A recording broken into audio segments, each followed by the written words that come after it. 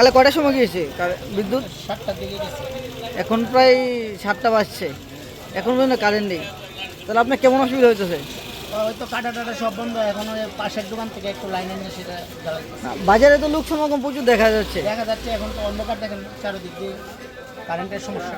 মানে কি বলবেন আপনারা এই সার্বিক বিষয় নিয়ে? এখন তো তারা ফোন করতেছে, তারা বলতেছে যে আসুন, কালকে এত পরিমাণে আমরা কলাইছে, কোন কাজ যাবো কোন কাজ না। এত বড় বাজার, ত্রিপুরা যত বড় বাজার, এখানে কারেন্ট নেই। পাট পাট যেমন ওই দিক দিয়ে আছে, এদিকে আমরা এদিকে একটা নেই, লোটাস কাপ থেকে আপটু অতটুকু নাই।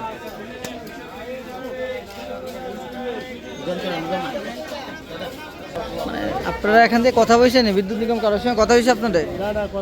কি কথা নেই?